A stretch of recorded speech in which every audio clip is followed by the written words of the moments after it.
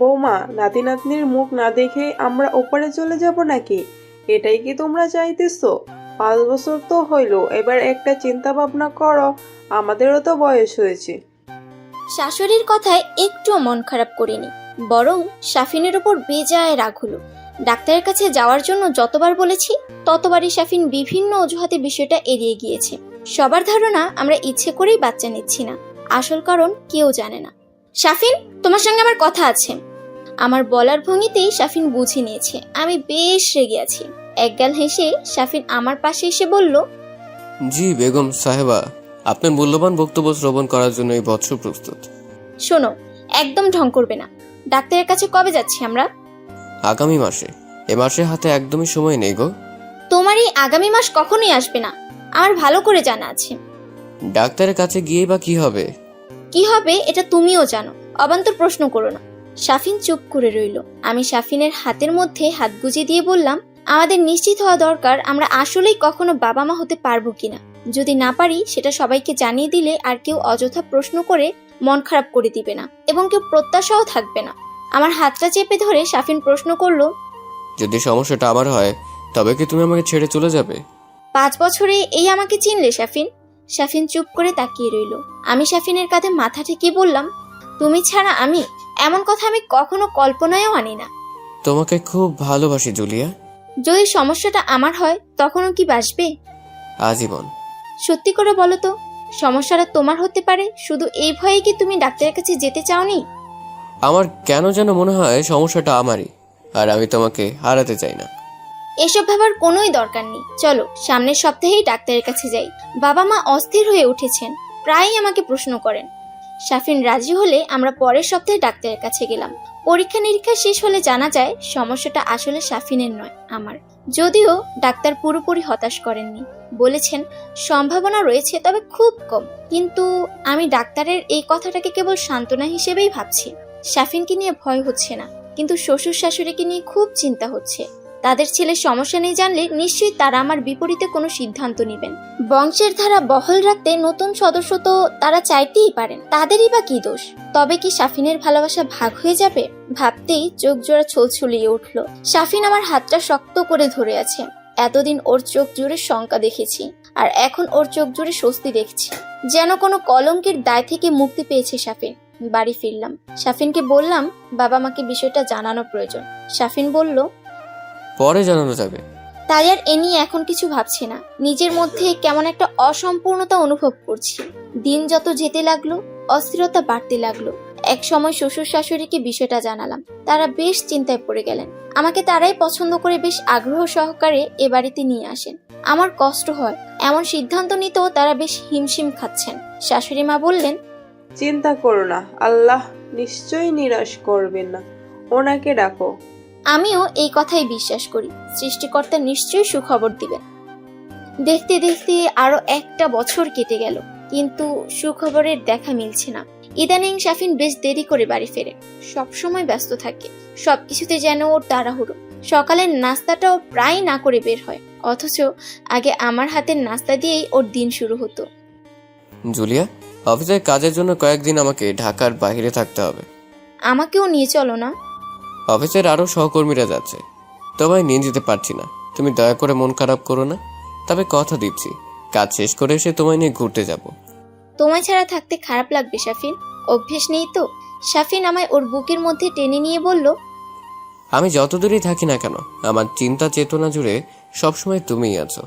শাফিন চলে গেলে বাড়িটা ফাঁকা ফাঁকা লাগতে শুরু করে। রাতে ঘুমও হয় না ঠিকঠাক। শাফিনকে কল করলেও তেমন কথা হয় না, কাজ নিয়ে খুব ব্যস্ত সময় পার করছে। টানা 5 দিন পর বাড়ি ফিরে শাফিন। বেশ ফুরফুরে লাগছে ওকে, ওর চোখ মুখ জুড়ে আনন্দ আর খুশি লেগে আছে। শাফিন মুখে খুব বললেও আমার কেন যেন মনে হচ্ছে না ও এতদিন আমার জন্য মন খারাপ করেছে, বরং কেন যেন বারবার মনে হচ্ছে আমি ছাড়া ওর সময়টা আরো ভালো কেটেছে। তারপর থেকে শাফিনকে সবসময় বেশ খুশি খুশি লাগতে শুরু করে। মানুষ প্রেমে পড়লে যেমন তার ভেতরকার খুশি তার চেহারায় ফুটে ওঠে, শাফিনের বেলাও ঠিক তেমন মনে হচ্ছে। হয়তো অফিসে পদোন্নতি হতে চলেছে খুব শীঘ্রই। আমাকে সারপ্রাইজ দিবে বলেই হয়তো বিষয়টা লুকিয়ে রেখেছে। আমি উপরওয়ালার কাছে খুব প্রার্থনা করি যেন শাফিনের মনোবাসনাটা পূর্ণ হয়। শাফিনের প্রায়ই রাত করে বাড়ি ফেরা, সারাদিন ফোনে ব্যস্ত থাকা, বাড়ি ফিরলেও ফোন নিয়ে পড়ে থাকা, কখনো কখনো বাড়িই না ফেরা, ওর এই ব্যস্ততাগুলো আমার থেকে ওকে ক্রমশ দূরে নিয়ে যাচ্ছে। আমায় নিয়ে ঘুরতে যাওয়ার কথা তো বেমালুম ভুলে বসে আছে। তবে কি শাফিন তার ভেতরের দুঃখ বলার জন্য নিজেকে ব্যস্ত রাখার প্রয়াস চালাচ্ছে? বাবা না হওয়ার দুঃখটা যে অনেক বড় একটা যন্ত্রণা। কেটে যাচ্ছে সময় বিষণ্ণতায়। শাফিনকে কাছে পাই খুব কম সময়। দিনরাত খেটে চলেছে অফিসের পেছনে। এত কষ্ট করে কি লাভ? কি হবে এত টাকা দিয়ে? আমাদের তো কোনো ভবিষ্যৎ নেই। বৌমা, সাবিন বাড়ি ফিরেছে? না মা, আজ মনে হয় ফিরবে না। কি যে হয়েছে ছেলেটার, নিজের দিকে খেয়াল নেয় না একটু। চুপ করে রইলাম। শাফিনকে কল করলে দেখি নাম্বার বন্ধ। অন্ধকার গিলে খাচ্ছে আমার।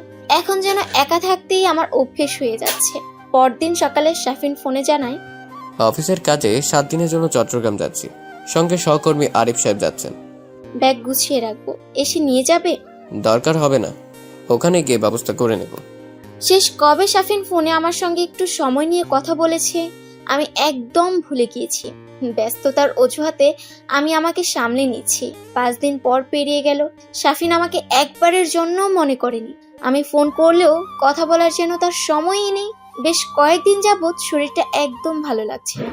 ভাবলাম শাফিন ফেরার আগে ডাক্তার দেখিয়ে আসি। শাশুড়ি মাকে সঙ্গে নিয়ে বের হলাম। ডাক্তার বললেন পরদিন এসে টেস্টের রিপোর্ট নিয়ে যেতে। ডাক্তারের ওখান থেকে বের হয়ে আমি আর শাশুড়ি মা কেনাকাটা করার উদ্দেশ্যে শপিং মলে এলাম। হঠাৎ শাফিনের সহকর্মী আরিফ সাহেবের সঙ্গে দেখা। কুশল বিনিময় শেষে জিজ্ঞেস করলাম, কবে এলেন চট্টগ্রাম থেকে?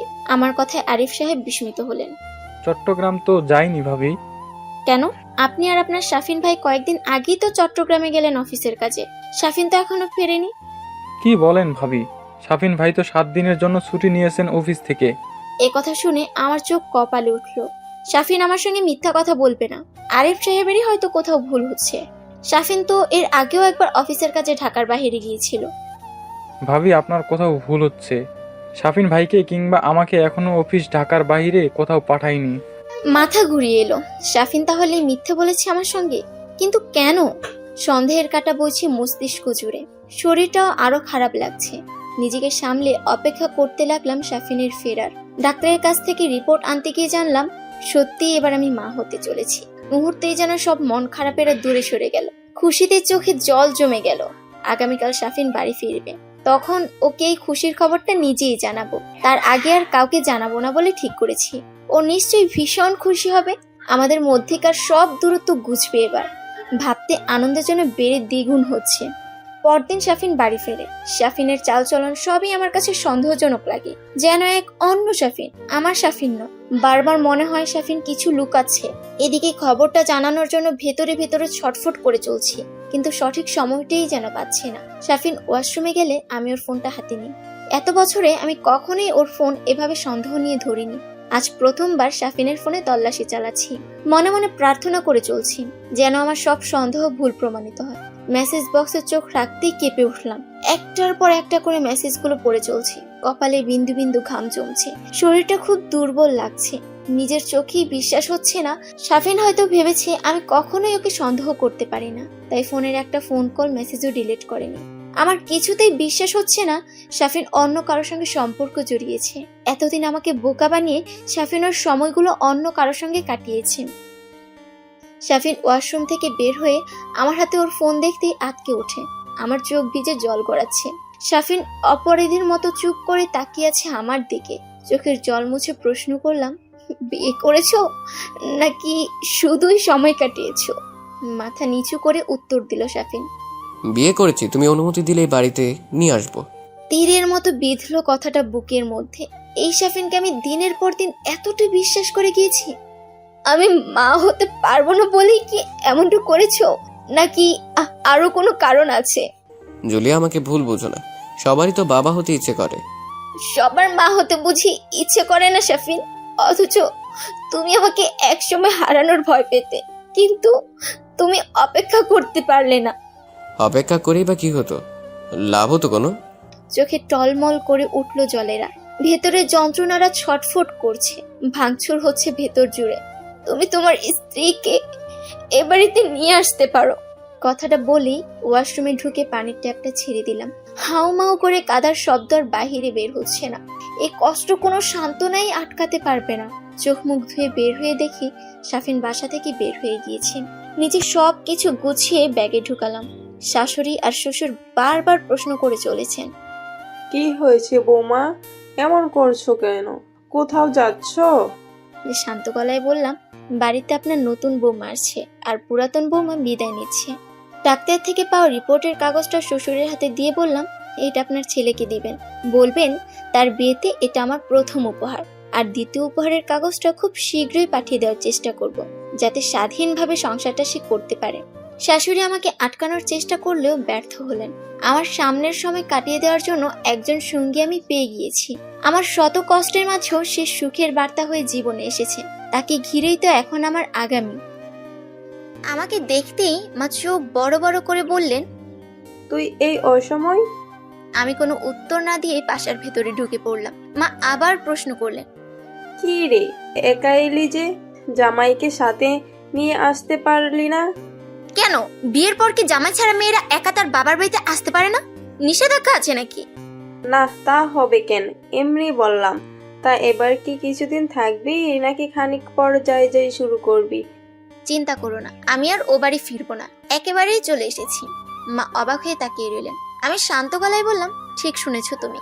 আর হ্যাঁ, আমি তোমাদের আদরের জামাইকে ডিভোর্স দেওয়ার সিদ্ধান্ত নিয়েছি। মাথা খারাপ হয়ে গিয়েছে তোর? কি সব বকছিস? কি হয়েছে? এমন কথা মুখে আনলি কেন হঠাৎ? ঝগড়া করে চলে এসেছিস? এত প্রশ্নের জবাব এখন দিতে পারবো না, খিদে পেয়েছে, খেতে দাও দয়া করে। মা আমার এমন অদ্ভুত আচরণে বেশ বিস্মিত হচ্ছেন, তা তার চেহারা দেখেই বোঝা যাচ্ছে। আমি আপাতত সেটা নিয়ে ভাবছি না। আপাতত নিজের ভেতরে বেড়ে ওঠা জীবনটা ছাড়া আর কাউকে নিয়েই ভাবছি না। ফ্রেশ হয়ে খাওয়া দাওয়া শেষ করে একটা লম্বা ঘুম দিলাম। ভেতরে ছটফট করা হাজারো যন্ত্রণাকে ঘুম পাড়াতে নিজের একটা দীর্ঘ ঘুমের খুব প্রয়োজন অনুভব করলাম। ঘুম থেকে উঠে মায়ের ভেজা চোখ জোড়া দেখে বুঝতে অসুবিধা হলো না যে মায়ের কানে এতক্ষণে সব ঘটনা পৌঁছে গিয়েছে। আমাকে ড্রয়িং রুমে আসতে দেখতেই মা বলে উঠলেন, জামাইটা এমন একটা কাজ করতে পারলো? মায়ের কাতর গলা শুনে ভেতরটা তুমড়ে মুচড়ে যেতে শুরু করলো। কষ্টগুলোকে থামিয়ে নিজেকে সামনে নিয়ে বললাম, মানুষের উপর দেখে ভেতরের খবর বোঝা আসলে খুব কঠিন জিনিস মা। কিছু কিছু মানুষ চালাক হয়, শুকনো অভিনয় দিয়ে তারা তাদের ভেতরের খবর ঢেকে রাখতে খুব পারদর্শী হয়। চমৎকার অভিনয় জানেন তারা। মায়ের গাল বেয়ে পানি নামছে। আমি টলমল চোখে তাকিয়ে বললাম, তোমাদের জামাই একজন চমৎকার অভিনেতা মা। মা চুপ করে রইলেন, তারপর জিজ্ঞেস করলেন, তুই নাকি প্রেগনেন্ট, এটা কি সত্যি? আমি মায়ের হাতের মধ্যে হাত গুজে দিয়ে মুচকি হেসে বললাম, সত্যি মা, তুমি নানি হতে যাচ্ছ। মায়ের দুঃখ ভরা কান্না এবার খুশির ছিটে দেখতে পেলাম। সন্ধ্যায় বেলকনিতে চুপচাপ বসে আছি। এমন সময় ছোট বোন নায়লা এসে দাঁড়ায় পাশে। বান্ধবীর বিয়ে কেমন খেয়েছিস? আমার প্রশ্নের উত্তরে নায়লা বলল, ভালো, তবে তুই এসেছিস জানলে আরো আগেই চলে আসতাম। আমাকে চুপ থাকতে দেখে নায়লা প্রশ্ন করলো, আপা, দুলা ভাই কি সত্যি আর একটা বিয়ে করেছে? আমি মাথা নেড়ে বললাম, হ্যাঁ, শাফিন বিয়ে করেছে। আর কয়েকটা দিন অপেক্ষা করতে পারলো না মানুষটা? আমি তাচ্ছিল্যের হাসি হেসে বললাম, অপেক্ষা না করে ভালোই করেছে বোধহয়। অপেক্ষা করলে ওর ভিতরের চিন্তা চেতনা সম্পর্কে কখনোই আমার জানা হতো না। দুলা ভাই কি জানি যে তুই মা হতে চলেছিস? এখন জানি কিনা জানি না। তোর জানতে ইচ্ছে করে না? এই খবরটা জানার পরে তার রিয়াকশন কি?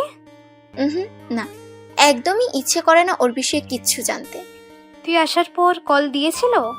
ফোন বন্ধ, দিলেও জানতে পারবো না। রাতে মুঠো ফোনটা চালু করতেই দেখি শাফিনের ফোন কল।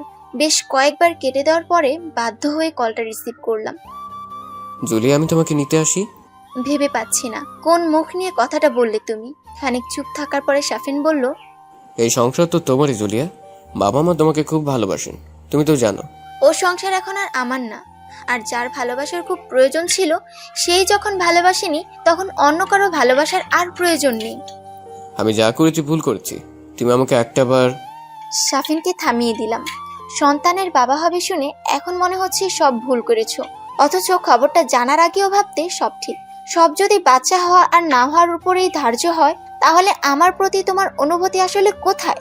শাফিন চুপ করে রইল। আমি বললাম, ডিভোর্স পেপার তোমার হাতে খুব শীঘ্রই পৌঁছে যাবে, তুমি নিশ্চিন্তে সংসার করতে পারো। আরেকবার কি ভেবে দেখবে জুলিয়া? তোমাকে আমার জীবনে আর প্রয়োজন নেই শাফিন। তোমার মতো মানুষেরা আমার জীবন থেকে সরে গেলেই বরং আমি ভালো থাক। বিশ্বাস ভেঙে দিয়েছো তুমি। সম্পর্কটার কখনো জোড়া লাগবে না শাফিন। শাফিনকে আর কিছু বলার সুযোগ না দিয়ে ফোনটা সুইচ অফ করে দিলাম। এই মুহূর্তে হাউমাউ করে খুব কাঁদতে ইচ্ছে করছে, কিন্তু পারছি না। নাইলা পাশে এসে বলল, আপা, কষ্ট হচ্ছে তোর? যে মানুষটা আমাকে কষ্ট দিয়েছে তার জন্য কষ্ট পাওয়া একদম উচিত হচ্ছে না, কিন্তু তবুও খুব কষ্ট হচ্ছে রে। মায়ের কাছ থেকে জানলাম শাফিনের বাবা মা সব ঠিক করে নেওয়ার চেষ্টা চালাতে চাইছেন। মাকে বললাম তাদেরকে অযথা কষ্ট করতে বারণ করে দিতে। ভেতরে বড় হচ্ছে জীবন। পুত্র নাকি কন্যা জানতে ইচ্ছে করছে না। একটা সুস্থ জীবন আসুক, এটাই এখন একমাত্র প্রার্থনা। নায়লা এসে খবর দিল, জানিস আপা, দুলাভাই নাকি তার নতুন বউকে বাড়ি এনেছে। উকিল সাহেব বলেছেন বাচ্চা জন্মের পরই ডিভোর্স কার্যকর হবে, তাই এই অপেক্ষা। তার মানে এই না যে আমি এখনো মন থেকে শাফিনকে স্বামী ভাবি, সুতরাং আর কখনো ওকে দুলাভাই বলবি না। নায়লা মাথা নেড়ে বলল, মনে থাকবে আমার। তুই খবর জানলি কি করে? সাফিন ভাইয়ের কাজিন তো আমার ভার্সিটিতে পড়ে। ও হ্যাঁ, মনে ছিল না সে কথা। আয়নার সামনে দাঁড়িয়ে উঁচু পেটটার দিকে তাকিয়ে বাচ্চার সঙ্গে কথা বলি আমি। মনের সব জমানো কথা আমি আমার অনাগত সন্তানের সঙ্গে বলা বলি করে মনটাকে হালকা রাখার চেষ্টা চালাই। মায়ের মাধ্যমে শাফিনের বাবা মা মাঝে মধ্যে মুঠোফোনে আমার খোঁজ খবর নেওয়ার চেষ্টা করেন। তাদের মাধ্যমেই খবর জানতে পারি শাফিনের স্ত্রী গর্ভবতী। ডিভোর্স পেপার পাঠিয়ে দিয়েছি অনেক আগে। শাফিন এখনো স্বাক্ষর করে কাগজটা পাঠায়নি। তবে ডিভোর্সের বিষয়ে আপত্তি জানিয়ে শাফিন আমার সঙ্গে একবার যোগাযোগের চেষ্টাও করেনি। একবারের জন্য আমাকে দেখতে এ বাড়িতেও আসেনি। আমি নিশ্চিত অপরাধবোধের তাড়নায় নয়, শাফিন নতুন সংসার আর নতুন জীবনের কারণেই আমার মুখোমুখি হতে চায়নি। সে ডুবে আছে নতুন স্বপ্নে, নতুন ঘুরে। সেখানে আমার কোনো অস্তিত্ব নেই। শাফিনের মনে আমার প্রতি বিন্দু পরিমাণ ভালোবাসাও আর অবশিষ্ট নেই যে, সে কথা আমি জানি। তবে ডিভোর্স পেপারটা এখনো কেন ঝুলিয়ে রেখেছে এটা জানি না। ওর স্বাক্ষর আর বাচ্চা জন্মানোর জন্যই আমার এখন অপেক্ষা। সামনের দিনগুলো আমি শান্তিতে আমার সন্তানের সঙ্গে কাটিয়ে দিতে চাই। সেখানে শাফিন নামের ওই মানুষটার কোনো প্রয়োজন নেই। প্রচন্ড ব্যথা উঠলে বাবা মামা হাসপাতালে নিয়ে এলেন। এখানেই জন্ম নেয় যমজ বাচ্চা। কি ফুটফুটে দেখতে দুটো সন্তান। নায়লা ওদের মুখের দিকে তাকিয়ে বলল, মেয়েটা দেখতে একদম তোর মতো হয়েছে আপা, আর ছেলেটা দেখতে সাফি। আমি ওকে থামিয়ে দিলাম। বললাম, কার মতো হয়েছে ওটা বিশ্লেষণের প্রয়োজন নেই। সুস্থ হয়েছে এটাই সব থেকে বড় খুশি। সন্তান হওয়ার খবর পৌঁছে যায় শাফিনের বাড়ি। ও বাড়ি থেকে শাফিনের বাবা মা আসতে চাইলে বাবা বারণ করে দিলেন। শাফিন একবারের জন্য আর যোগাযোগ করেনি। হাসপাতাল থেকে বাড়ি ফিরে জানতে পারি শাফিনের তরফ থেকে স্বাক্ষরকার ডিভোর্স পেপারটা আমার বাসায় পৌঁছে গিয়েছে। হতে পারে এটা শাফিনের তরফ থেকে আমার বাচ্চাদের জন্য উপহার। আমার 2 বাচ্চার মা হওয়া, আমাদের পুরোপুরি ডিভোর্স হয়ে যাওয়া নিয়ে শাফিনের কোনো অনুভূতি আমি জানতে পারিনি, জানার চেষ্টাও করিনি। হয়তো ডিভোর্সে খুশি হয়েছে, আর সন্তান তো তার ঘরেও আসবে, তাই হয়তো এই সন্তানদের নিয়ে তার কোনো মাথা ব্যথা আমি টের পাইনি। মা হতাশ গলায় বললেন, জামাইটা এতটা নিষ্ঠুর আগে কখনো চিন্তাও করিনি। সে আর তোমাদের জামাই নেই মা। আমরা না হয় আত্মীয়র তালিকা থেকে বাদ পড়েছি, কিন্তু সন্তান দুটোর খবর নেওয়া তার উচিত ছিল। মাকে সান্ত্বনা দিয়ে বললাম, ওসব কথা বরং ভুলে যাও মা। আমার সন্তানদের মা হয়েও আমি থাকবো, আর বাবা হয়েও। ভেতরে যতই কষ্ট থাকুক, সন্তানদের মুখের দিকে তাকালে সব ভুলে যাই। সুন্দর দুটো মুখ, এদের নিয়েই আমার বাকি জীবনটা সুন্দরভাবে কেটে যাবে আমার বিশ্বাস। ও বাড়ির লোকদের সঙ্গে এখন আর যোগাযোগ হয় না। মাসখানেক পর নায়লা খবর জানায়, সাফিনের স্ত্রী খুব অসুস্থ হয়ে পড়েছেন। বাচ্চাটা মারা গিয়েছে। ডাক্তার বলেছে সুস্থ হয়ে উঠবেন তিনি, কিন্তু তিনি আর কখনোই মা হতে পারবেন না। আল্লাহ তাআলার বিচার কিনা সেসব যুক্তি তর্কে যাব না। তবে খবরটা শুনে খুশি হয়নি মোটেও। শাফিনের প্রতি অনেক রাগ ক্ষোভ অভিযোগ ছিল, তাই বলে অভিশাপ দেইনি তাকে কখনো। এমনটা সত্যি প্রত্যাশা করিনি আমি। বাচ্চারা বড় হয়ে উঠেছে, আমিও অতীতকে চাপা দিয়ে দিন পার করে চলছি। জীবনে অনেক না পাওয়া নিয়ে আক্ষেপ থাকলেও যা পেয়েছি তা দিয়ে সব শূন্যতা ভরাট করতে সক্ষম হয়েছি, এটাই সফলতা আমার।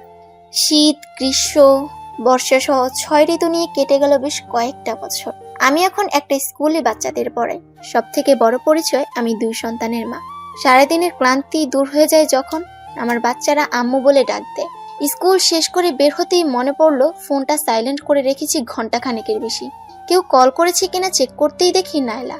মা আর নায়লার স্বামীর নাম্বার থেকে বেশ কয়েকটা ফোন কল জমা পড়েছে। ভেতরটা আটকে ওঠে।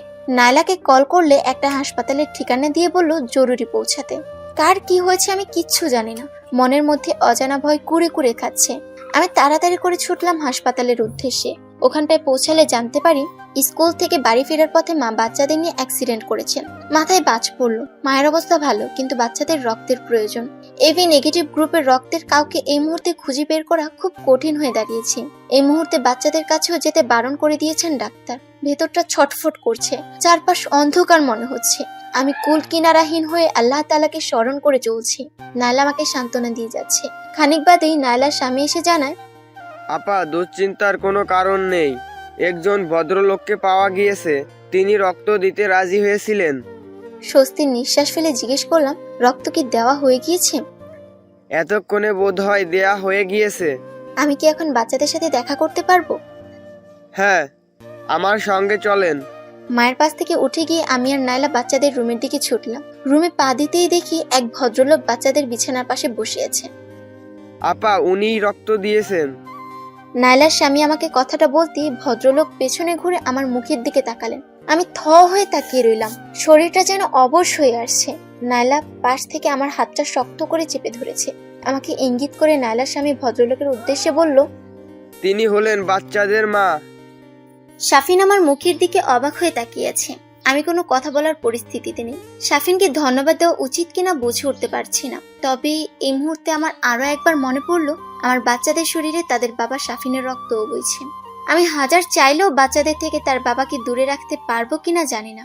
আগামীতে বাচ্চারা তার বাবা ঠিক কতটা কাছে পৌঁছে যাবে তাও জানি না। শুধু জানি বাচ্চাদের পাশে তাদের বাবার ছায়া হয়ে কেবল আমিই থাকার চেষ্টা করব। সেখানে শাফিনকে কখনো মেনে নিতে পারবো না। তবুও ভয় হয়, আগামী নিয়ে ভয়। শাফিনের চোখে টলমল করছে জল। আমার দু চোখ জেগে উঠেছে পুরাতন যত ক্ষোভ। সময় পেরিয়ে গিয়েছে অনেক, তাই বলে ভেতরে জমাট বাঁধা কষ্টগুলোর কথা ভুলে যাইনি, যেতে পারিনি। মানুষের সুখের কথা যতটা না শক্ত করে মনে রাখে, তার থেকে হাজার গুণ বেশি শক্ত করে মনে রাখে দুঃখের কথা।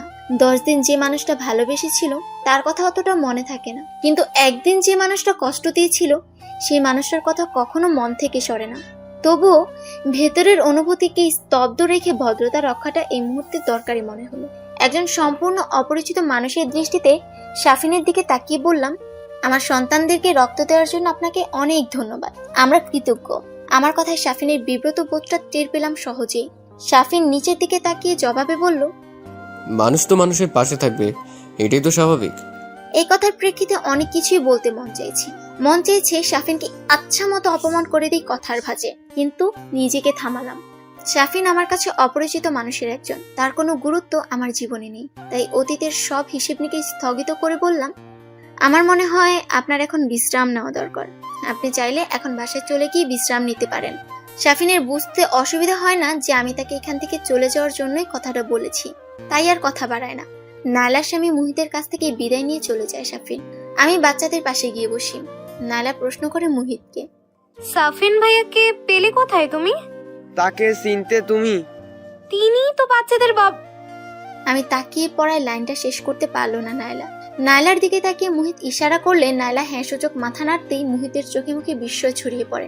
চাপা স্বরে বলে, হায় আল্লাহ, আমি কি তাকে শেষমেশ খুঁজে পেলাম? কোথায় পেয়েছিলে? তার স্ত্রীকে নিয়ে ডাক্তারের কাছে এসেছিলেন। আমি তখন হন্য হয়ে রক্ত খুঁজছি। এখানকার একজন নার্সকে বলে রেখেছিলাম। একজন এসে জানালো এই ভদ্রলোককে তিনি খুঁজে পেয়েছেন। নাইলার কথায় মুহিত হেসে জবাব দেয়, নাটক, সিনেমা আর গল্পে এরকম কাহিনী লেখা হয়, বাস্তবেও তাহলে এমনটা ঘটে? ঘটলো তো। ওদের কথার বিষয়বস্তু পাল্টে দিতে জিজ্ঞেস করলাম, আমরা কবে বাসায় যেতে পারবো? ডাক্তার কিছু বলেছে? এখন জিজ্ঞাসা করা হয়নি, আমি জেনে আসছি। কথাটা বলে মুহিত চলে গেল। আমি নাইলাকে বললাম, মাকে একবার দেখে আয়। বাবা মারা যাওয়ার পর থেকে মা খুব একা হয়ে পড়েছেন। নাইলাও বিয়ের পর মুহিতের সঙ্গে আলাদা বাসা নিয়ে থাকে। মায়ের সঙ্গ বলতে আমি আর আমার 2 সন্তান। বাচ্চাদের পাশে চুপচাপ বসে আছি। চোখ বেয়ে অনর্গল পানি পড়ছে। অতীতের কথা ভেবে নয়, বাচ্চাদের কথা ভেবে। আর যদি ভয়ঙ্কর কিছু ঘটে যেত, আমি তাহলে বোধহয় বেঁচে থাকার সমস্ত আশা হারিয়েই ফেলতাম। বাচ্চারা ছাড়া আমি আমাকে এক মুহূর্তের জন্য ভাবতে পারি না। বাচ্চারা সুস্থ হয়ে উঠেছে। আগামীকাল বাসায় যেতে পারবো বলে জানায় ডাক্তার। মাকে নিয়ে নাইলা বাসায় চলে গিয়েছে গত পরশু। অফিস শেষে মুহিত এসে খোঁজখবর নিয়ে যায় রোজ। নাইলার জন্য এমন চমৎকার একটা ছেলে পেয়ে আমি আর মা ভীষণ খুশি। ওদের সম্পর্কটা আজীবন এমন সুন্দর থাকুক, মাঝপথে রং না বদলাক, এটাই কামনা করি। আমি চাই না আমার জীবনের প্রতিচ্ছবি আর কারোর জীবনে ঘটুক। সন্ধ্যায় আচমকা শাফিন এসে হাজির, দুহাতে বাচ্চাদের জন্য এক গাদা খাবার দাবার। ওর মুখটা দেখতেই ঠান্ডা মেজাজটা বিগড়ে যেতে শুরু করলো। বাচ্চাদের সামনে কড়া মেজাজকে দমন করে স্বাভাবিক ভঙ্গিতে কথা বলতে হলো শাফিনের সঙ্গে। বাচ্চারা প্রশ্ন করলো, মা, উনি কে? কি হন আমাদের? শাফিন আমার মুখের দিকে তাকিয়েছে। আমি ইতস্তত বোধ না করে চটজলদি বলে উঠলাম, উনি তোমাদের একটা আঙ্কেল। তোমরা যখন অসুস্থ ছিলে তিনি তখন তোমাদেরকে রক্ত দিয়েছিলেন। বাচ্চারা হাসি মুখে ধন্যবাদ জানালো শাফিনকে। আমার সঙ্গে আর শাফিনের কথা জমানোর সুযোগ হয়নি। বাচ্চাদের সঙ্গে খুশগল্প শুরু করতেই মুহিত চলে এলো। রুমের মধ্যে আমার দম বন্ধ লাগছিল। মুহিত এলে স্বস্তি পেলাম। রুম ছেড়ে বের হয়ে বাহিরে দাঁড়ালাম। ভেতরে গল্প চলছে শাফিনের সঙ্গে সকলের। আমি একটু সামনের দিকে হেঁটে গেলাম। হাসপাতালে নানান ধরনের মানুষের আগমন ঘটে। হরেক মানুষের হরেক সমস্যা, দুঃখ, যন্ত্রণা দেখে নিজের কষ্ট কখন যে শীতল হয়ে গিয়েছে টেরই পাইনি। আইসিইউ থেকে লাশ বের করে স্বজনেরা নিয়ে যাচ্ছেন আর হাওমাও করে কেঁদে চলেছেন। এমন দৃশ্য চোখে পানি এনে দিল। চোখের পানি মুছে বাচ্চাদের রুমের দিকে এগিয়ে যেতেই দেখি শাফিন এদিকেই আসছে। আমি দেখিও না দেখার অভিনয় করে পাশ কাটিয়ে চলে যাওয়ার সিদ্ধান্ত নিতেই শাফিন সামনে এসে বলল, আমি কি সময় নিতে পারি একটু? আমাকে একটু সময় দেওয়ার জোর অনুরোধ রইল। মন থেকে সম্মতি না পেলেও বললাম, হ্যাঁ বলুন। এখানে তো অনেক লোকজন, আমরা কি একটু ওদিকটায় গিয়ে দাঁড়াতে পারি? শাফিনের ইশারা করা দিকটার দিকে তাকাতে দেখি ওদিকটায় লোকজন বেশ কম আছেন। আমি শান্ত গলায় বললাম, চলুন। আমি শাফিন পাশাপাশি দাঁড়িয়ে আছি। পেছনে কেটে গেছে কতগুলো বছর। শাফিনের আচরণে বুঝতে কষ্ট হয়নি। আমার চোখে চোখ রেখে কথা বলার সাহস ওর নেই। আমি ওর মুখের দিকে তাকিয়ে বললাম, জি, এবার বলুন। কেমন আছো তুমি? শাফিনের এই নরম গলার প্রশ্ন শুনে অন্য কেউ হয়তো আবেগী হয়ে পড়তো, কিন্তু আমার বিন্দু পরিমাণেও আবেগ তৈরি হয়নি ভেতরে, বরং স্বরটা শক্ত হয়ে উঠল। আমার বাচ্চাদেরকে রক্ত দিয়েছিলেন আপনি। শুধু এই ভদ্রতার কারণেই আপনার সঙ্গে এখানটায় দাঁড়িয়ে আছি। জরুরি কিছু বলার থাকলে বলেন। আমাকে বাচ্চাদের কাছে যেতে হবে, ওরা আমায় হয়তো খুঁজছে। বাচ্চারা তোমায় অনেক ভালোবাসে। অবশ্যই, আমার বাচ্চারা আমাকেই তো ভালোবাসবে। আর বিয়ে করনি? প্রশ্নটা শুনে শাফিনের দিকে তাকাতেই শাফিন চোখ সরিয়ে নিল। কড়া মেজাজে বললাম, বুঝেছি, আপনার আসলে বলার মতো জরুরি কিছুই নেই। আর এখানে আমি ব্যক্তিগত প্যাচাল পাড়ার জন্য আসিনি। কথাটা বলে রুমের উদ্দেশ্যে পা বাড়াতেই শাফিন বলল, জুলিয়া, আমি জানি তুমি আমায় ঘৃণা করো। অনেক রাগ জমে আছে আমার প্রতি। আমি পেছন ঘুরে তাকিয়ে বললাম, আপনার কাছে এটাই কি স্বাভাবিক মনে হচ্ছে না? খানিক চুপ থেকে শাফিন উত্তর দেয়, হ্যাঁ, আমি অনেক অন্যায় করেছি তোমার সঙ্গে, কষ্ট দিয়েছি তোমায়। যা করেছি সব ভুল করেছি, কিন্তু তাই বলে তোমায় যে আমি কখনোই ভালোবাসিনি তা কিন্তু নয়। এক বালতি দুধের মধ্যে এক ফোঁটা বিষের যে প্রবাদটা, ওটা বোধহয় আপনি ভুলে গিয়েছেন। আর এখন আপনার সঙ্গে পুরাতন স্মৃতি ঘাটার সময় এবং সম্পর্ক কোনোটাই আমার নেই। কিন্তু তবুও কি তুমি অস্বীকার করতে পারবে যে তোমার বাচ্চাদের বাবা কিন্তু আমি? কথাটা শোনা মাত্রই ভেতরে ক্রোধের আগুনের ফুলকি ছিটে উঠল। গলা ফাটিয়ে বললাম, এই প্রশ্নটা করতে আপনার লজ্জা হওয়া উচিত ছিল। আমার রাগত্ব স্বরে আশেপাশের কয়েকজন আমাদের দিকে তাকিয়ে পড়ল। শাফিন চুপ করে রইল। আমি চোখ বন্ধ করে লম্বা একটা শ্বাস নিয়ে নিজেকে শান্ত করে বললাম, আমার বাচ্চাদের দিকে নজর দিবেন না, ওরা আমার সন্তান। ওদের আর আমার মাঝে আপনার অস্তিত্বের কোনো প্রয়োজন নেই। শাফিন করুণ গলায় জিজ্ঞেস করলো, তাহলে আমার সন্তানেরা কি কখনোই আমার কথা আর কি তাদের বাবার কথা জানতে পারবে না? একটা কথা মনোযোগ দিয়ে শুনুন আপনি, সন্তানেরা কেবল আমার, ওদের বাবাও আমি, মাও আমি। কেবল জন্ম দিলেই যেমন মা হওয়া যায় না, তেমন এত সস্তায় বাবাও হওয়া যায় না। বাবা হতে গেলে বাবার দায়িত্ব পালন করতে হয়। আপনি কি কি দায়িত্ব পালন করেছিলেন সেই হিসেবে যাব না, সেটা আপনিও ভালো জানেন আর আমি। শাফিন মাথা নিচু করে বলল, আমি আমার সমস্ত ভুল শুধরে নিয়ে সব আগের মতো করে নিতে পারবো না জানি। অন্তত একজন বাবা হিসেবে নিজেকে প্রমাণের সুযোগ চাই তোমার কাছে। দয়া করে আমার বাচ্চাদের সাথে যোগাযোগের একটা রাস্তা খোলা রাখো তুমি। ধিক্কার ভরা স্বর নিয়ে বললাম, আমি অত্যন্ত দুঃখিত। আমি আপনার জন্য কখনোই কিছু করতে পারবো না, করতে চাইও না। শাফিনের চোখে ছলছল করছে জল। কাতর গলায় বলল, আমি আমার বাচ্চাদের মুখগুলো দেখেছি, ওদের সঙ্গে সময় কাটিয়েছি, ওদেরকে হাসতে দেখেছি। কি নিষ্পাপ দুটো মুখ। আমি ওদেরকে ভালোবেসে ফেলেছি জুলিয়া। ভালোবাসাটা নিজের মধ্যেই চেপে রাখুন। ওসব কখনো আমাকে কিংবা আমার সন্তানদেরকে বলতে আসবেন না। আমাদের তিনজনের জীবনে আপনি কেউ না। কথাটা বলে দ্রুত পা ফেলে হাঁটতে শুরু করলাম। পেছনে শাফিন দাঁড়িয়ে আছে। কতটা চোখের পানি ফেলেছে জানি না।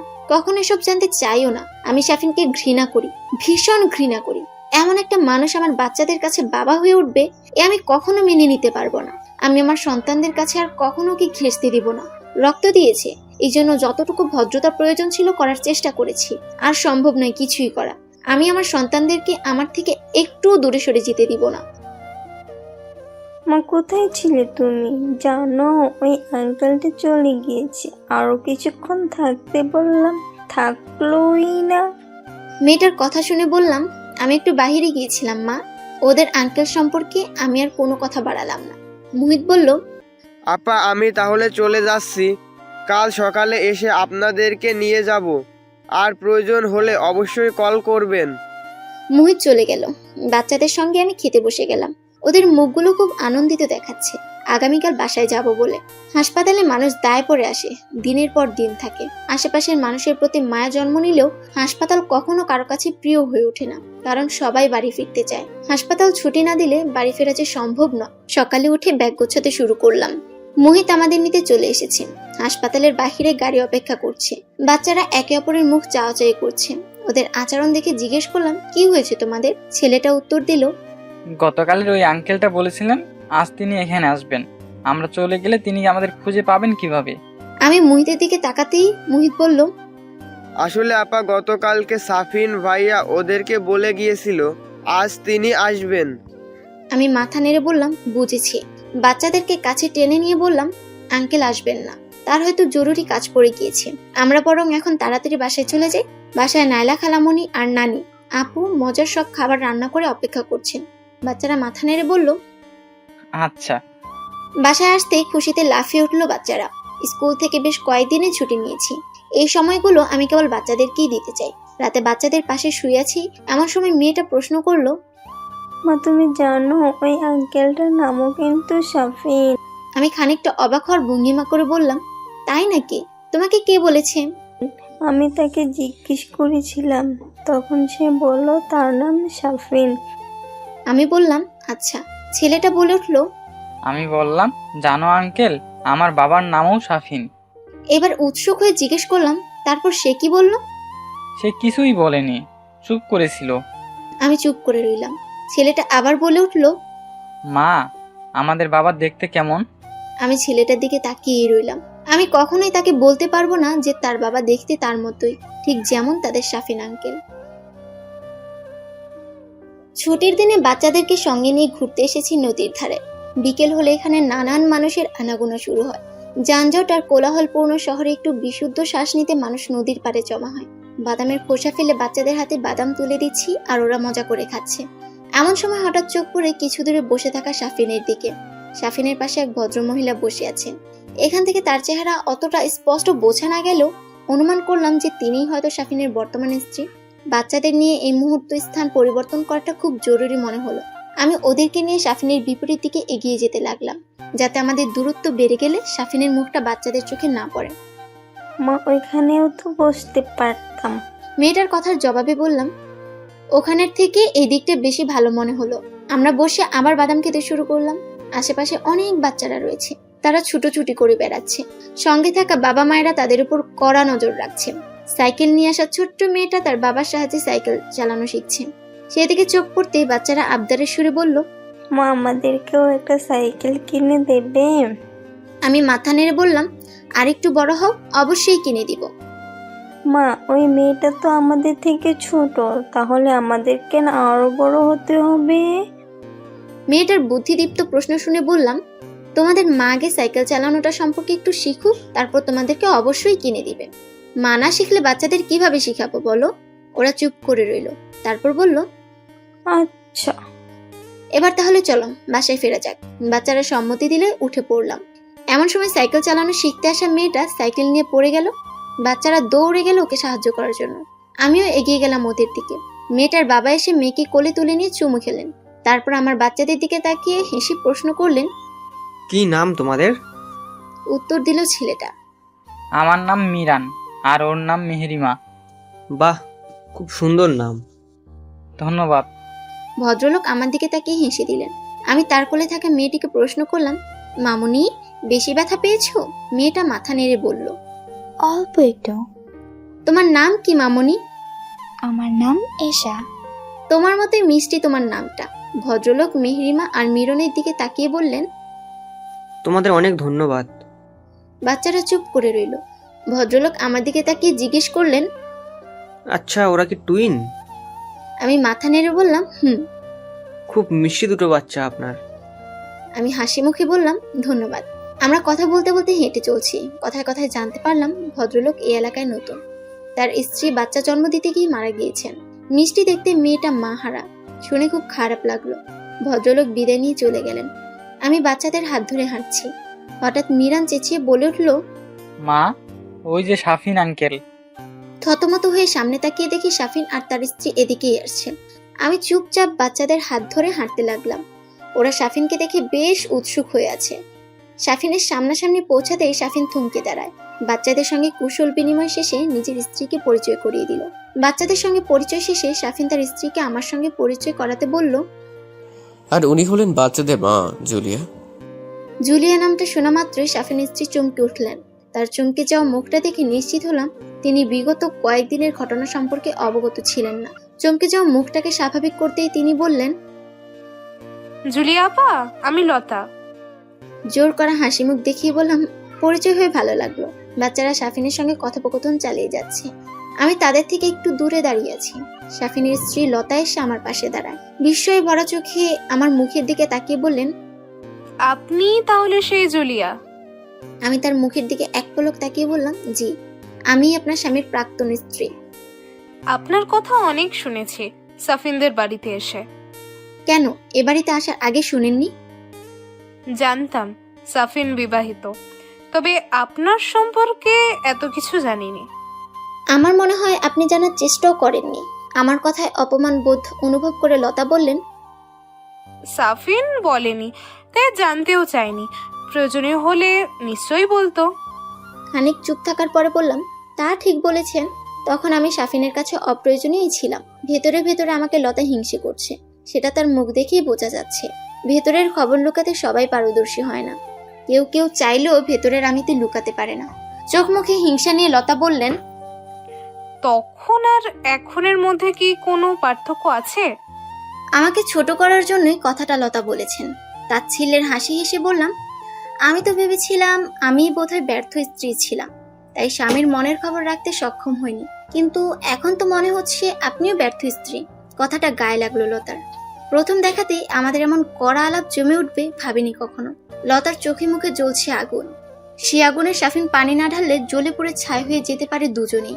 বাচ্চাদের নিয়ে বাসার দিকে রওনা হলাম। শাফিনের প্রতি বাচ্চাদের এত আগ্রহ আমাকে মাঝে মধ্যে বিরক্ত করে। তাই বলে বাচ্চাদের প্রতি চড়াও হতে পারি না। আমি ওদেরকে ভালোবাসি। ওরা কষ্ট পাক, মন খারাপ করুক, আমাকে ভুল ভাবুক, এ আমি চাই না। আবার এত ছোট বয়সে আমি ওদের মাথায় আমার বিষাক্ত অতীতের সকল স্মৃতি চাপিয়েও দিতে পারবো না। ওরা বড় হলে একদিন ওরা সবটা জানতে পারবে। তখন নিশ্চয়ই ওরা আমাকে বুঝতে পারবে আরো ভালো করে। সকালে স্কুলের উদ্দেশ্যে বেরিয়ে পড়লাম। স্কুলের গেটের সামনে পৌঁছাতেই দেখি গতকালের ভদ্রলোক তার মিষ্টি দেখতে মেয়ে এশাকে সাথে নিয়ে স্কুলে প্রবেশ করেছেন। রিক্সা থেকে নেমে এশা বলে ডাক দিতেই ভদ্রলোক আর তার আদুরে মেয়েটা পেছন ঘুরে তাকায়। আপনি এখানে? ভদ্রলোকের করা প্রশ্নের জবাবে বললাম, আমারও তো একই প্রশ্ন, আপনারা এখানে? ভদ্রলোক হেসে উঠে বললেন, মেয়েকে ভর্তি করাতে এসেছিলাম। আর আপনি? তাহলে আমি আপনার মেয়ের হবু শিক্ষিকা। আচ্ছা, আপনি তাহলে এখানকার শিক্ষিকা? জি হ্যাঁ।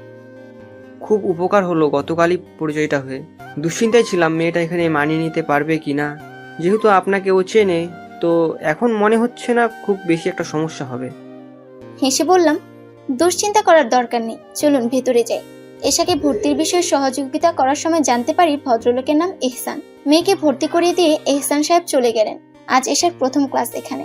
আমাকে পেয়ে এশা সাহস পাচ্ছে, এটা দেখে বেশ ভালো লাগছে। ছুটি শেষে বের হয়ে দেখি এহসান সাহেব মেয়ের জন্য দাঁড়িয়ে আছে। এশাকে আমার সঙ্গে বের হতে দেখে নিশ্চিত হলেন তিনি। এশা মামনির থেকে বিদায় নিয়ে চললাম বাসার দিকে। এতক্ষণে হয়তো মায়ের সঙ্গে মিরান মেহরিমাও বাসায় চলে গিয়েছে। রিক্সা থেকে বাসার সামনে নামতেই দেখি শাফিন দাঁড়িয়ে আছে। ওকে দেখা মাত্র আমার শীতল মেজাজটা উত্তপ্ত হতে শুরু করলো। কাছে গিয়ে চাপা গলায় জিজ্ঞেস করলাম, এখানে কেন আপনি? কি করছেন এখানে? শাফিন নরম গলায় বলল, তোমার সঙ্গে আমার কথা ছিল জুলিয়া। আপনার এই যখন তখন কথা বলার প্রয়োজনীয়তাকে বন্ধ করুন। আপনার সঙ্গে কথা বলার মতো কোনো সম্পর্ক আমার নেই। এই কথাটা কেন মাথায় থাকে না আপনার? আমার বাচ্চারা তোমার কাছে, সুতরাং কথা বলার প্রয়োজনীয়তা অবশ্যই আছে। চটে গিয়ে বললাম, আমার বাচ্চা, এই কথাটা বলতে আপনার লজ্জা করা উচিত। জুলিয়া, তুমি না চাইলে কিন্তু আমাদের কোনো না কোনোভাবে দেখা হয়ে যাচ্ছে, আর বাচ্চারা আমাকে যথেষ্ট পছন্দ করে। তুমি কি আজীবন ওদের কাছ থেকে আমাকে দূরে রাখতে পারবে? আমি আমার সাধ্যমতো চেষ্টা চালিয়ে যাব। তবু ওরা একদিন অবশ্যই ওদের বাবা সম্পর্কে জানতে পারবে। বিদ্রুপের স্বরে বললাম, সেদিন অবশ্যই ওরা ওদের বাবাকে ভীষণ ঘৃণা করবে। শাফিন নিশ্চুপ হয়ে দাঁড়িয়ে রইল। আমি কোনো কথা না বলে বাসার ভেতরে চলে গেলাম। এশার কাছে আমি দিনে দিনে প্রিয় শিক্ষিকা হয়ে উঠতে শুরু করি। এহসান সাহেবের সঙ্গে এখন থেকে রোজ দেখা হয়। শিক্ষার্থীর অভিভাবক হিসেবে তিনি আমার ফোন নাম্বারটা সংগ্রহ করলেন। মেয়ের বিষয়ে জরুরি প্রয়োজনে তিনি কল করেন। স্কুল শেষে বের হতে আজ একটু বেশিই দেরি হয়ে গেছে। ব্যাগটা হাতে নিয়ে তাড়াতাড়ি করে বের হয়ে দেখি এসা চুপচাপ দাঁড়িয়ে আছে। জিজ্ঞেস করলাম, বাবা আসেনি এখনো? মন খারাপ করে বলল, না। আমি ওর মাথায় হাত বুলিয়ে বললাম, মন খারাপ করো না, এখনই চলে আসবে বাবা। এর মধ্যে তাকিয়ে দেখি গাড়ি নিয়ে হাজির এহসান সাহেব। আমি দুঃখিত, আজ অফিস থেকে বের হতে একটু দেরি হয়ে গেছে। অনেকক্ষণ বোধহয় আপনাকে দাঁড়িয়ে থাকতে হলো। না, আজ আমিও দেরি করেই বের হয়েছি। আশেপাশে একটা রিক্সারও ছবি চোখে পড়ছে না। বাসায় আজ নাইলার আসার কথা। বোনটার সঙ্গে অনেকদিন পর দেখা হবে। তাড়াতাড়ি বাসায় ফেরার ইচ্ছে থাকলেও উপায় হিসেবে রিক্সার দেখা মিলছে না। এহসান সাহেব পরিস্থিতি বুঝতে পেরে বললেন, আপনি কিছু মনে না করলে আপনাকে বাসায় পৌঁছে দিতে পারি? যেহেতু রাস্তায় কোনো রিক্সা দেখছি না, একা কতক্ষণ দাঁড়িয়ে থাকবেন? এসব বায়না ধরলো তার সঙ্গে যাওয়ার জন্য। উঠে পড়লাম গাড়িতে। এশা আর এহসান সাহেবের সঙ্গে কথা বলতে বলতে বাসার সামনে পৌঁছে গেলাম। গাড়ি থেকে নেমে দেখি নাইলা ও মুহিতের গাড়ি থেকে নামছে।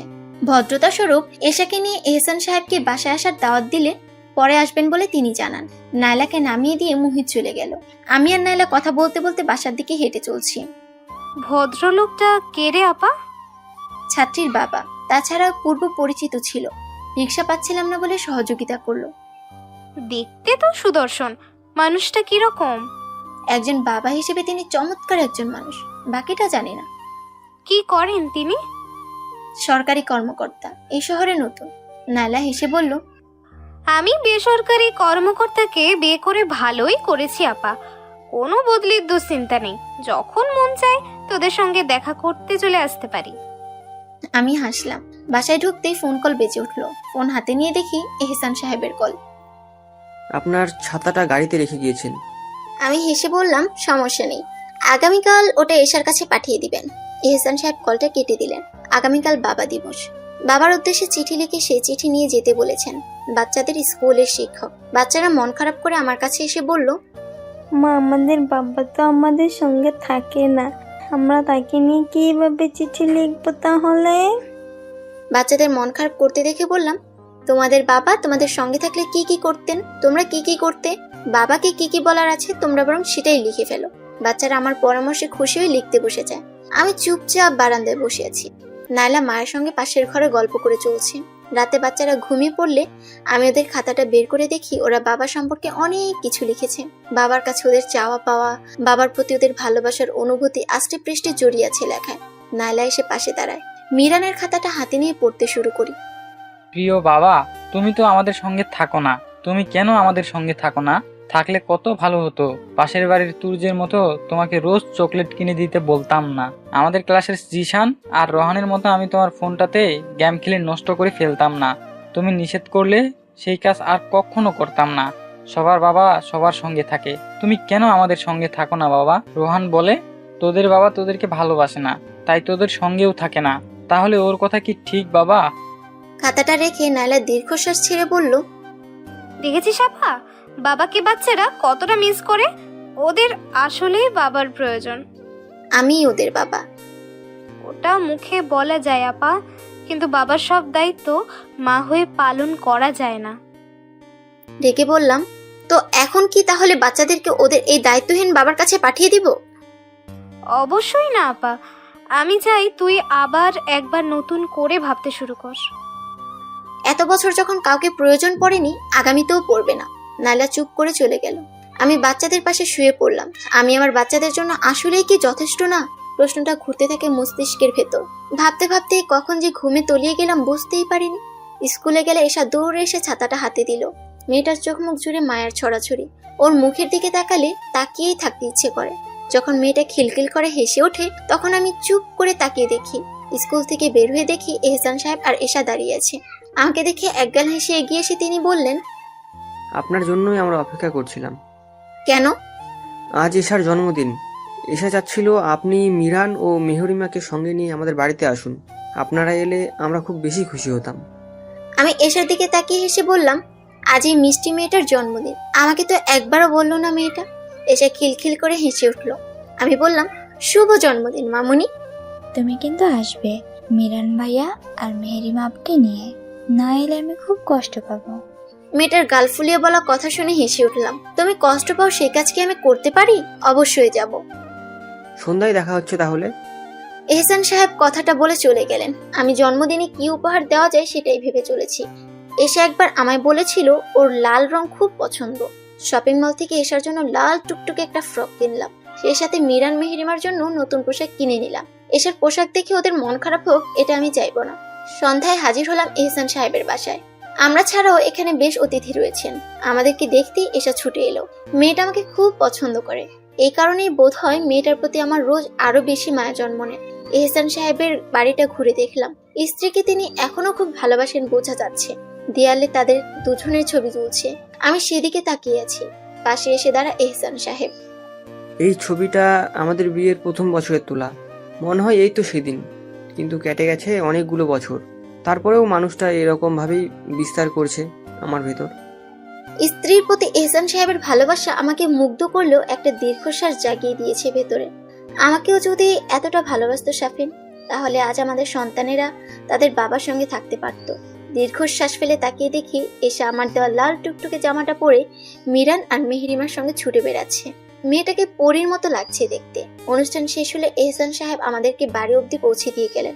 ইতিমধ্যে বাচ্চারা তাকে ভীষণ পছন্দ করতে শুরু করেছে। এহসান সাহেব আর এশাকে আমাদের বাসায় আসার জোরালো নিমন্ত্রণ দিয়ে এসেছে বাচ্চারা। আমিও সুর মেলালাম ওদের সঙ্গে। উপেক্ষা করতে পারলেন না আর তিনি।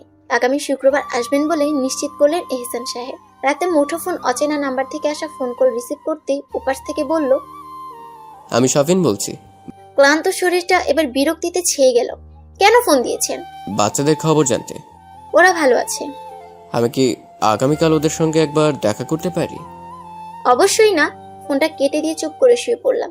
এই মানুষটা দিনে দিনে আরো বেশি অসহ্য হয়ে উঠেছে আমার কাছে। দুপুরে খাওয়ার টেবিলে মা শাফিনকে নিয়ে কথা তুললেন। বাচ্চারা নায়লার বাসায়। এই সুযোগটাই মা কাজে লাগাতে চাচ্ছেন। বুঝতে কষ্ট হলো না হঠাৎ শাফিনের কথাই বা কেন তুললো। গতকাল বিকালে হাঁটতে বের হয়েছিলাম, তখন ছেলেটার সঙ্গে দেখা হয়েছিল। তো আমি ওকে বলেছি আমার নাতি নাতনির প্রতি ওর উতলে ওঠা দরদের পরিমাণটা কমাতে। আরো বলেছি। কথাটা শেষ না করে মা আমার দিকে তাকিয়ে রইলেন। আরো কি বলেছ? মা আমতা আমতা করে বললেন, বলেছি আমি তোর জন্য পাত্র ঠিক করেছি, তোকে আমরা বিয়ে দেব। হাতে থাকা ভাতের লোকমাটা প্লেটে রেখে বললাম, এসব কেন বলতে গেলে মা? যাতে ও তোর আশা ছেড়ে দেয়। শাফিন আমার আশা এমনিতেও করে না মা, কারণ ও ভালো করে জানে আমাকে আরো কোনোদিন ফিরে পাবে না। কিন্তু তুমি এসব বলতে গেলে কেন? বলবো না তো কি করব? আমি তো তোকে বিয়ে দিতেই চাই, শুধু তুই রাজি হোস না। কম পাত্র দেখিয়েছি বল? এভাবে জীবন পার করা যায়? বাচ্চাদের তো বাবার সঙ্গ প্রয়োজন, ওদের জন্য হলেও তোর বিয়ে করা উচিত। খাবার প্লেটটা সরিয়ে রেখে আমি উঠে পড়লাম। ইদানিং সবাই আমার বিয়ে নিয়ে বেশি চিন্তিত হয়ে পড়েছে। এসবের কারণ ওই শাফিন। ওর এই হঠাৎ আগমন সবাইকে চিন্তায় ফেলেছে। বাসায় আজ রান্নার আয়োজন অনেক। সন্ধ্যায় এহসান সাহেব আর এশা আসবে। মা তো খুব উৎসুক হয়ে আছে এহসান সাহেবকে দেখার জন্য। মায়েরা তো আগ্রহ দেখে মনে সন্দেহ তৈরি হলে মাকে সাবধান করতে বললাম, খবরদার মা, এমন কোনো কথা বলো না যাতে আমি ছোট হয়ে যাই। উনি তার স্ত্রীকে এখনো খুব ভালোবাসেন, কথাটা মাথায় রেখো কিন্তু। মা আমার কথাটা অতটা গুরুত্বের সঙ্গে ভেবেছে বলে মনে হলো না। নায়লা রান্নাঘরের খাবারগুলো চেক করছে।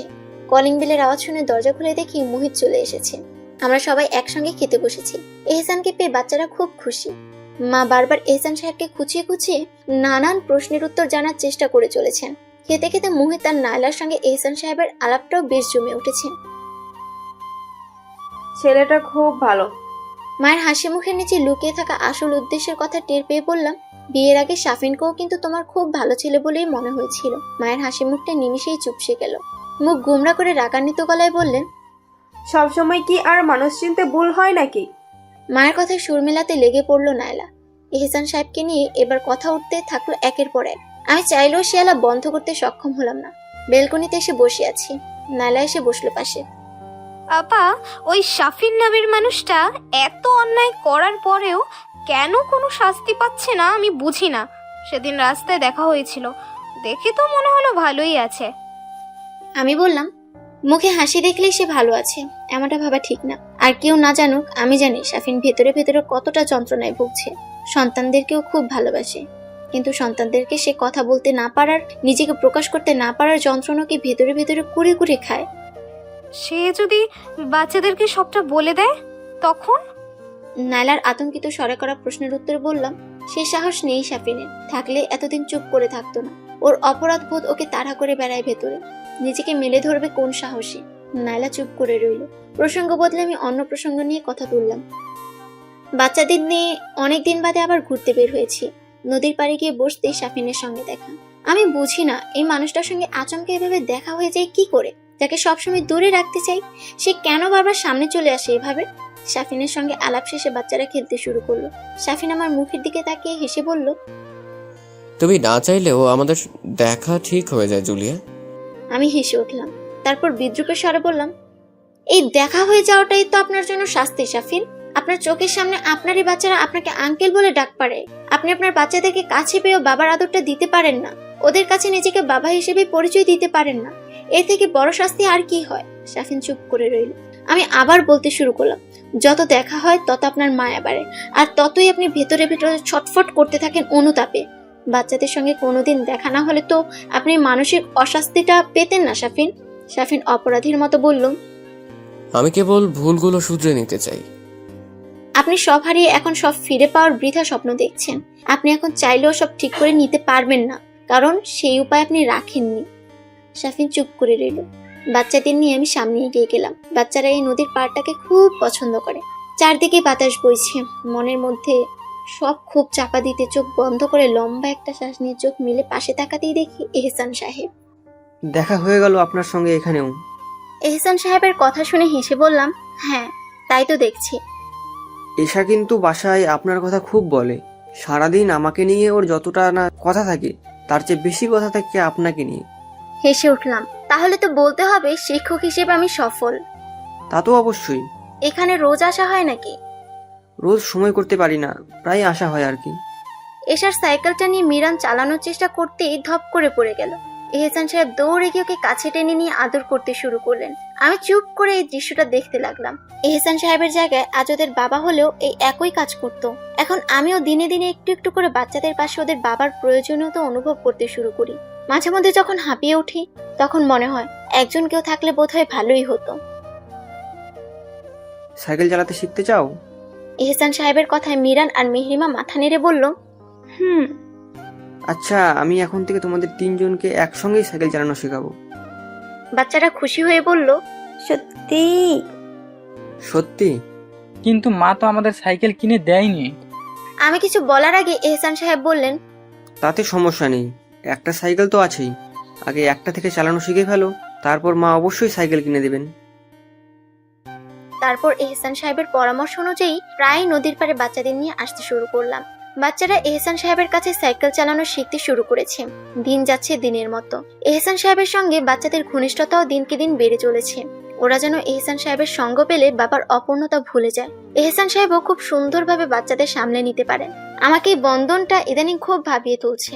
এহসান সাহেবের সঙ্গ আমারও দিনে দিনে প্রিয় হয়ে উঠেছে। মেহেরিমা, মিরান আর এশাকে নিয়ে আমার আর এহসান সাহেবের কাটানো মুহূর্তগুলো প্রিয় হয়ে উঠতে শুরু করেছে ভেতরে। বেশ কয়েকদিন ধরে অসুস্থ এহসান সাহেব। এশাকে রোজ স্কুলে নিয়ে আসা আর নিয়ে যাওয়ার দায়িত্বটা আমিই নিলাম। মা মাঝে মধ্যে এটোটা রান্না করে এহসান সাহেবের জন্য আমার কাছে পাঠিয়ে দেন। মায়ের এমন আতিথেয়তায় ভীষণ খুশি তিনি। এই শহরে তার আপন বলতে আমাদের পরিবার। এই কথাটা এবার তিনি প্রতি মুহূর্তে আমাকে মনে করিয়ে দিতে লাগলেন। আপনি অনেক করেছেন আমার জন্য। আপনার প্রতি কৃতজ্ঞতা এইভাবে প্রকাশ করা যদিও সম্ভব না, তারপরেও অনেক অনেক ধন্যবাদ। আমি হেসে বললাম, আপনি আমাদের পরিচিত। এতদিন ধরে আমাদের পরিবারের সঙ্গে আপনার চেনা জানা, এতটুকু তো করতেই পারে।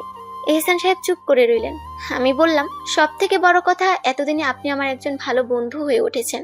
বন্ধু শব্দটা শুনে এহসান সাহেব খুশি হয়ে বললেন, যাক, এতদিন বাদে আমাদের এই সম্পর্কের একটা নাম দাঁড়ালো তবে।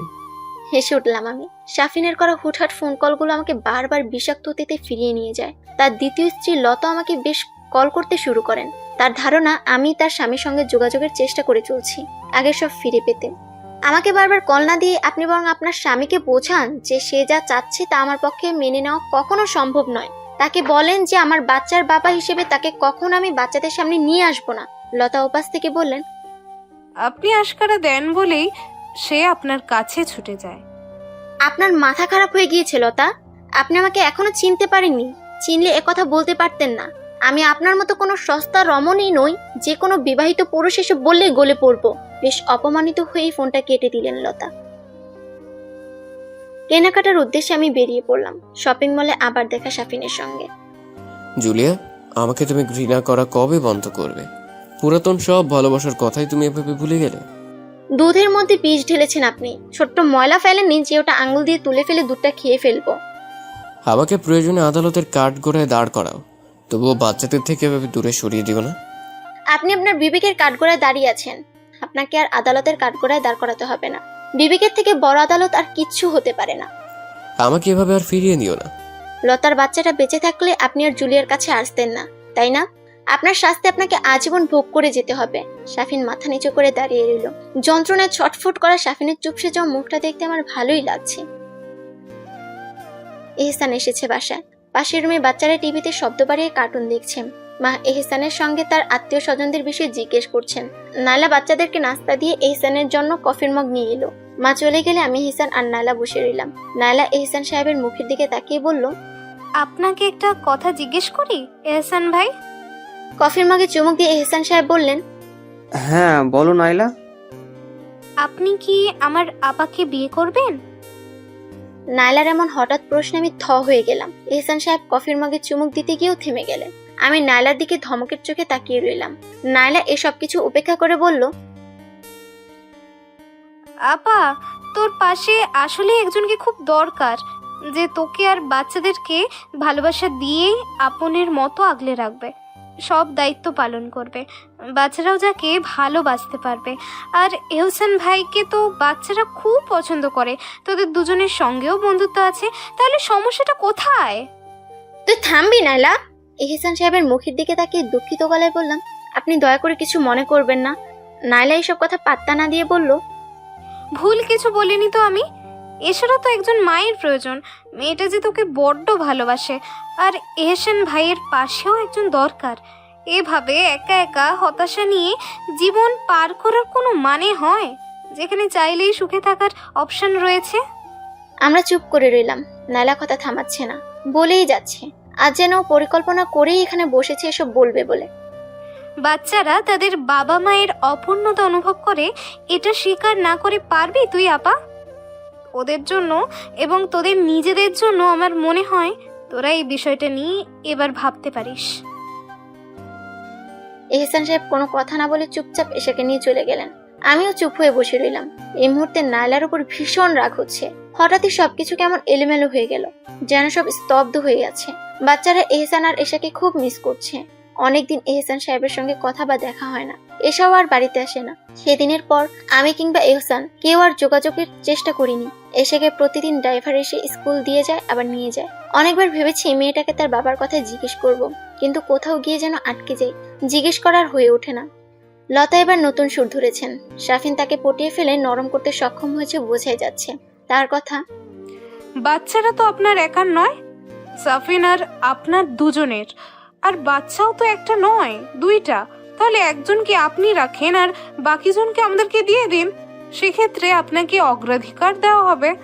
আপনি মিরান মেহরিমা যাকে পছন্দ রাখতে পারেন।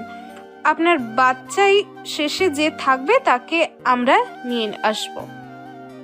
আমি চটে গেলে তিনি বললেন, চিন্তা করবেন না, বাচ্চাকে আমরা আপনার থেকে কোনো অংশে কমে বড় করব না, বরং আরো ভালোভাবে মানুষ করব। মহিলার কথা শুনে গায়ে আগুন জ্বলে উঠল। নিজের বাচ্চা হারানোর শোকে আপনি বাচ্চা আর মা এই দুইটা জিনিসের মর্মার্থ ভুলে গিয়েছেন। আপনার মাথা আসলেই খারাপ হয়ে গিয়েছে। তা না হলে এমন একটা প্রস্তাব আপনি আমাকে দেওয়ার সাহস করতেন না। আপনি চাইলে কি বাচ্চা জোর করে রাখতে পারবেন? আমিও দেখতে চাই আপনারা কিভাবে আমার থেকে আমার বাচ্চাদের আলাদা করেন। লতার কথায় দুশ্চিন্তায় পড়ে গিয়েছে বাসার সবাই।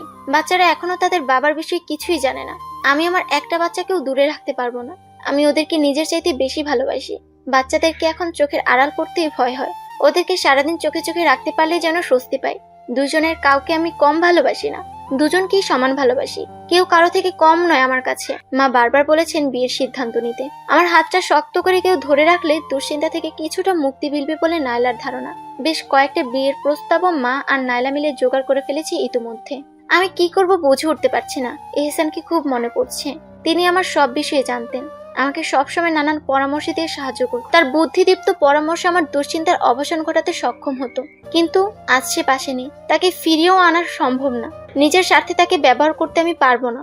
তবুও এশার কাছে তার বাবার কথা জানতে চাইলাম। এশা বলল তার বাবা নাকি অফিসের কাজে খুব ব্যস্ত থাকে। আমি আর কিছু বললাম না। নাইলার সেদিনের কথা তিনি নিশ্চয়ই খুব করেছেন। নাইলাটা যে ওভাবে বলে বসবে এটা জানলে আমি সেদিন এহসান সাহেবকে দাওয়াতি করতাম না। সকালে ঘুম ভাঙতেই বাচ্চারা তাদের আঁকা কতগুলো ছবি আর লেখা চিঠি হাতে ধরিয়ে দিল। তারপর চিৎকার করে বলল, মা দিবসের শুভেচ্ছা তোমাকে। এখন বুঝতে পারলাম যে আজ মা দিবস। গতকাল স্কুলে যায়নি, তাই আজকের দিবস সম্পর্কেও জানা হয়নি। বাচ্চাদেরকে কাছে ডেকে গালে চুমু খেলাম। ওরা আমাকে এতটা ভালোবাসা দিয়ে ভরিয়ে রেখেছে যে সব কঠিন পথ পাড়ি দিতেও সাহস পায়। তাড়াতাড়ি প্রস্তুত হয়ে স্কুলের উদ্দেশ্যে রওনা হলাম। স্কুল পৌঁছাতেই দেখি এশা সেই লাল টুকটুকু জামাটা গায়ে দাঁড়িয়ে আছে। আমাকে দেখতেই খিলখিল করে হেসে উঠে ছুটে এলো। ওর হাসি আমার মুখেও হাসি এনে দিল। মেয়েটা আমার হাতে একটা খাম ধরিয়ে দিল। জিজ্ঞেস করলাম কি আছে ভেতরে। খুলে দেখো। এখনই খুলবো? হ্যাঁ। আমি খামটার ভেতর থেকে একটা চিরকুট বের করলাম। এসে আমার মুখের দিকে তাকিয়ে আছে। আমি ওর সামনে বসেই চিরকুটটা পড়তে শুরু করি। শুভ মা দিবস। তোমাকে মা দিবসের শুভেচ্ছা। তুমি কি আমার মা হবে? পরেই থমকে গেলাম। এইটুকুন মেয়েটার মাথায় এসব কথা ঢুকিয়েছে কে বুঝে উঠতে পারছিলাম না। এহসান সাহেব জানলে নিশ্চয়ই খুব অখুশি হবেন, এশার উপরে রেগেও যেতে পারেন। তাড়াতাড়ি করে মেয়েটাকে জিজ্ঞেস করলাম, তোমার বাবা দেখেনি তো এটা তুমি লিখেছো? মেয়েটা চুপ করে তাকিয়ে রইল। আমি ওর হাতটা ধরে বললাম, এই চিরকুটের কথা একদম বাবাকে বলো না, বাবা কিন্তু খুব রাগ করবে তবে। এসে খিলখিল করে হেসে উঠল। আমি অবাক হয়ে ওর মুখের দিকে তাকিয়ে রইলাম। হাসি থামিয়ে ও বলল, বাবা রাগ করবে কেন? বাবাই তো বলেছে এই চিঠিটা লিখে তোমাকে দিতে। এই মেয়েটা বলে কি? অবাক হয়ে হাঁ হয়ে রইলাম আমি। এহসান সাহেব এটা দিতে বলবে? বিশ্বাসই হচ্ছে না। আচমকা তাকিয়ে দেখি এহসান সাহেব এদিকেই আসছেন। মনে হচ্ছে আমার শরীরটা যেন শীতল হয়ে আসছে। সময় যাচ্ছে আনন্দে আনন্দে। এশা, মিরান আর মেহেরিমাকে নিয়ে আমি এবং এহসান এসেছি নদীর পাড়ে ঘুরতে। বাচ্চারা সাইকেল চালাতে শিখে গিয়েছে। তিনজনের এখন 3টে সাইকেল। আমরা হেঁটে চলছি ফুরফুরে শীতল বাতাস গায়ে মেখে। লতা এবং শাফিনের সঙ্গে দেখা হতেই বাচ্চারা দৌড়ে গেল। আমি আর এহসান চুপ করে দাঁড়িয়ে আছি। এহসানকে দেখিয়ে বাচ্চারা শাফিনকে বলল, সাফিন আঙ্কেল, ওই যে আমাদের বাবা। শাফিনের আনন্দিত মুখটাতে নিমিষেই অন্ধকার নেমে এলো। বাচ্চারা আবার খেলতে শুরু করলো। আমি এগিয়ে গেলাম শাফিন আর লতার দিকে। শাফিন আমার দিকে ফেল ফেল করে তাকিয়ে আছে। আপনার বাচ্চারা আপনারই চোখের সামনে আপনাকে আঙ্কেল আর অন্য একটা মানুষকে বাবা বলে ডাকার দৃশ্যটা হজম করতে বুঝিয়ে খুব কষ্ট হচ্ছে, তাই না শাফিন? শাফিন চুপ করে রইল। আমি চুপ হলাম না। নিজের বাচ্চাদের মুখ থেকে কখনো বাবা ডাক শুনতে পারবেন না আপনি। যে অন্যায় করেছিলেন আমাদের সঙ্গে, এটাই তার উপযুক্ত শাস্তি। এই যন্ত্রণায় আজীবন আপনি ছটফট করবেন। লতা আমার দিকে তাকিয়ে আছে। আমি তাকে উদ্দেশ্য করে বললাম, অন্যের সন্তানকে জোর করে ছিনিয়ে এনে কখনো মা হওয়া যায় না। মা আলাদা একটা শব্দ। মা হওয়া এত সহজ না। লতা চুপ করে রইলেন। পেছন থেকে এসা ডাক দেয়, মা, আমি আইসক্রিম খাবো। দেখো বাবা কিনে দিচ্ছে না। আমি হাসি মুখে বাচ্চাদের দিকে এগিয়ে গেলাম। এশাকে বললাম, তোমার ঠান্ডা লেগেছে মামুনি? আইসক্রিম খাওয়া একদম ঠিক হবে না। মেয়েটার গোমরা মুখটা দেখে হেসে বললাম, বাসায় গিয়ে আমি তোমাদেরকে একটা দারুণ চকলেট কেক বানিয়ে দিব, ঠিক আছে? এবার বেশ খুশি হয়ে উঠলো বাচ্চারা। এহসান আমার হাতটা শক্ত করে ধরে আছে। বাচ্চারা ছুটোছুটি করছে। আমি এহসানের দিকে তাকিয়ে বললাম, একা লড়াই করতে করতে হাঁপিয়ে উঠেছিলাম।